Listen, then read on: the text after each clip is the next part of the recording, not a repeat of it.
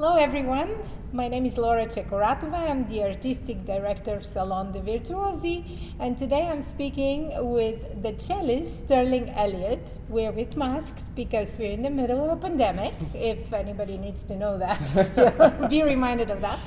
And I'm very, very excited to speak to him in anticipation of our Czech Serenade concert, which will be streaming on the Violin channel and on YouTube on November 9, 2020. And before we start, Sterling, how are you doing? You're back in New York? I'm so great, yes. Yeah? I mean, thank you for having me here. Yeah, this will be the first collaboration with pianists that I will have done since COVID hit, so I'm so excited. Oh yes, well we're also very excited because this is one of the first events we are actually recording especially for Salon de Virtuosi. Of course we had a live stream in October, so now is our first event of the fall season, and it's great to be here in Bohemian National Hall.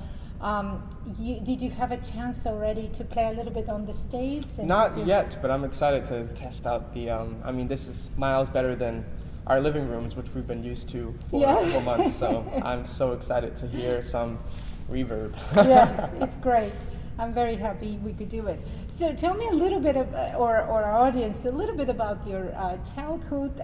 How did you become a cellist, and why did you pick the cello? How old you were when you started? Sure, it's kind of a funny story. So I come from a family of musicians. My mom started the whole thing, and basically her dream was to have a family string quartet.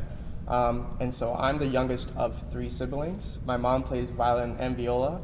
My 2 older siblings play violin, and so clearly, to fulfill her goal, there was only one more role to really happen. So when I was still in her womb, she actually had a cello just awaiting for me.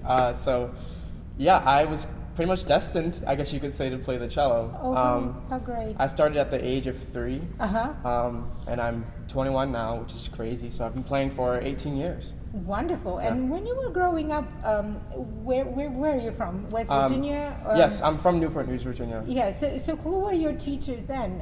Who really gave you the stepping stones into classical cello? Yeah, my very first teacher was by the name of Susan Hines. She was a cellist in the Virginia Symphony, is a cellist in the Virginia Symphony.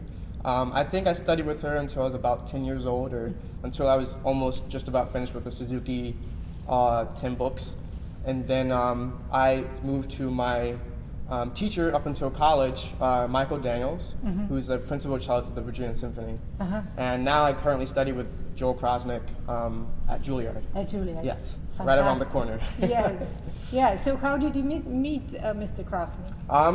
Really, also kind of by fate. The winter before audition season for college, I was at the pro music program down in Florida, and I was studying with Clara Kim, and I really had no familiarity with any of the Juilliard faculty, so I was kind of just choosing from a list based off of my own research. So I was kind of just shooting in the dark, and I had some lessons with her, and she kind of got to know my playing, and she recommended actually that I choose Joel Krosnick, which wasn't my original guess. So yeah, that was pretty much just luck, and I'm so glad that happened ever since. He's been such a great fit for me. Yes, yeah. He's such a wonderful musician and a great teacher, and he's very supportive of his students. So supportive, yes. Over the years, I know him because he actually teaches at Kneise Hall.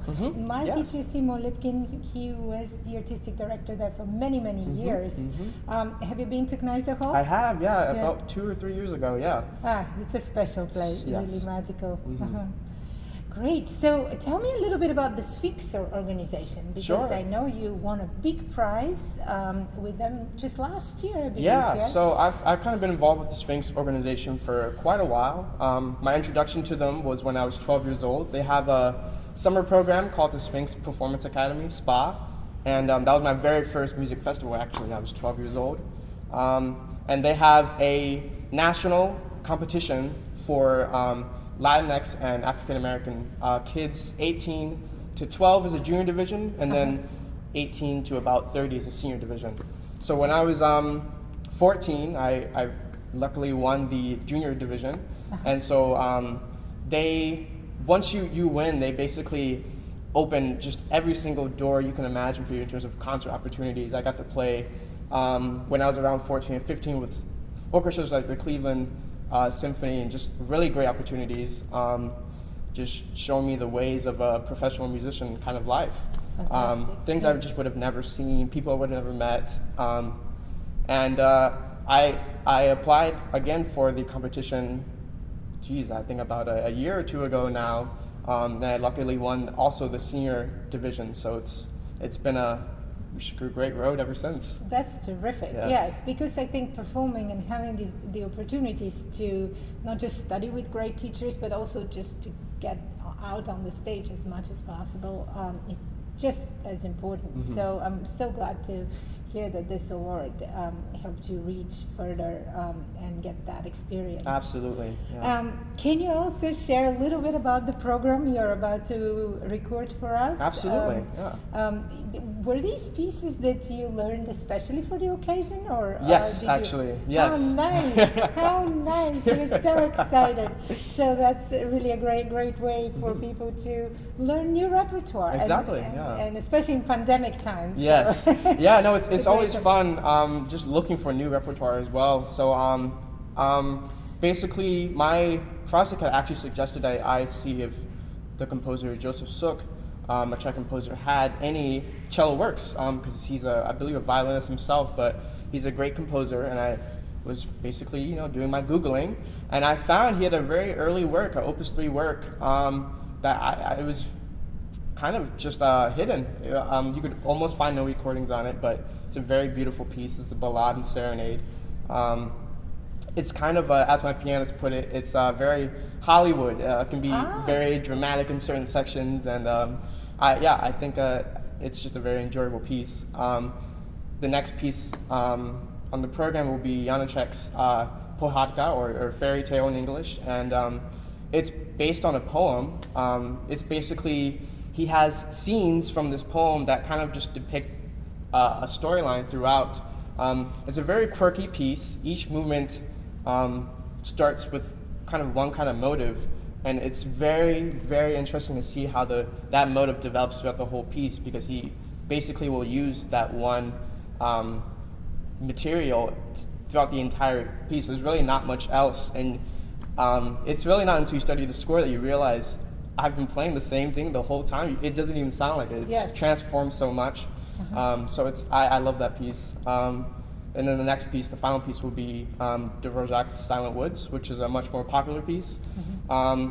Just very lyrical, beautiful. Can't go wrong. Yes, absolutely. Well, we are very excited to hear this program and to hear something that is not so often done. And we would love to hear you live after the pandemic as well. Yes, that'd be great. Make sure to keep our audience aware of what you're doing, and we're very glad that we have this opportunity now to present you. Don't forget to tune in on November 9th at 7 p.m. on the Violin channel and on the Salon de Virtuosi YouTube channel. The concert will also be streamed on the Facebook page of the Czech Consulate. Once again, many thanks to everybody here at Bohemian National Hall for their support, and enjoy the show November 9th.